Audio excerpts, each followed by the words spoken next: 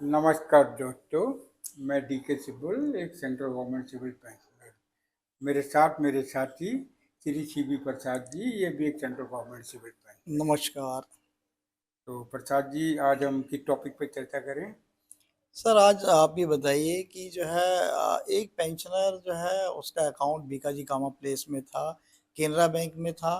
उसने अपना घर शिफ्ट कर लिया है जो है फरीदाबाद में।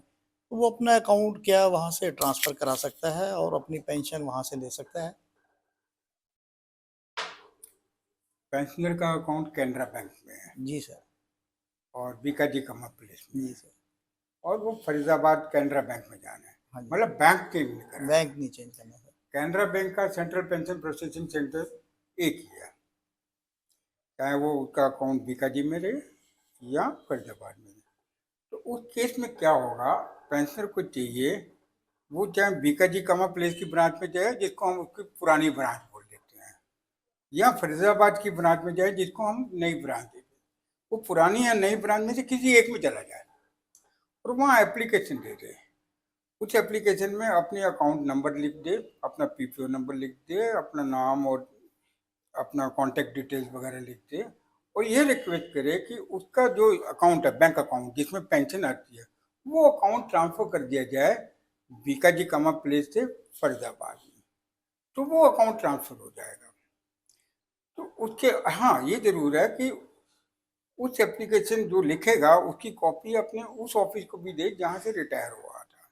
अब क्या होगा, जिस ब्रांच को भी वो कॉपी देगा, चाहे पुरानी ब्रांच को या नई ब्रांच को, वो क्या करेगी, उस कॉपी को वहाँ भेज देगी अपने सेंट्रलाइज पेंशन प्रोसेसिंग सेंटर को, ताकि वो सेंट्रलाइज पेंशन प्रोसेसिंग सेंटर होगा कैनरा बैंक का, जो कि बेंगलोर में है, वो वहाँ पे अपने डेटाबेस में रिकॉर्ड में नोट कर लेगा उसकी नई ब्रांच का आईएफएससी कोड, नई ब्रांच का एड्रेस वगैरह।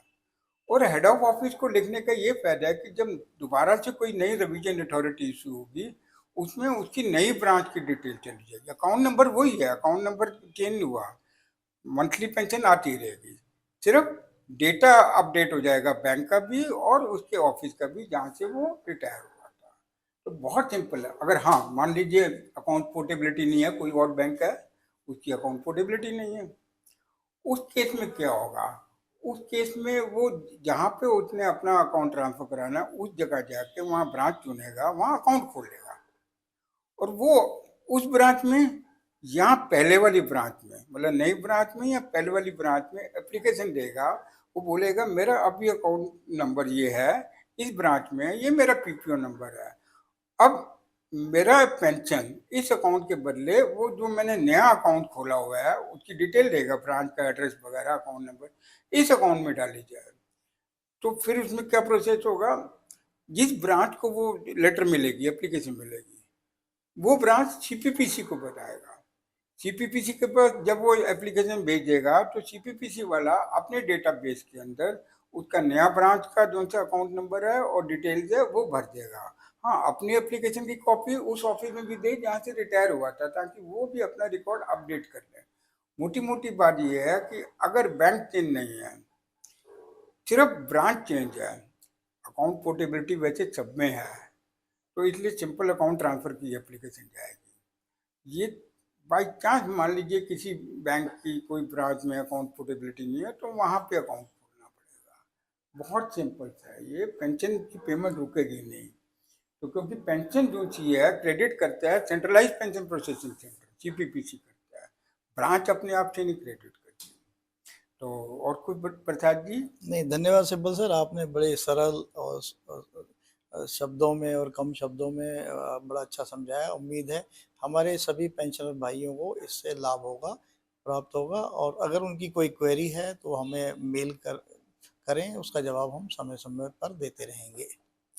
तो प्रसाद जी ऐसा करते हैं, जो अगला टॉपिक लेंगे ना, उसके अंदर अभी तो बैंक चेंज नहीं हुआ, सिर्फ ब्रांच चेंज हुई है। ब्रांच।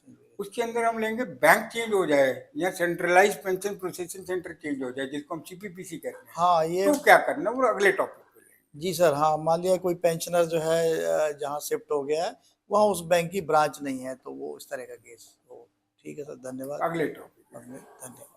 धन्यवाद। नमस्कार।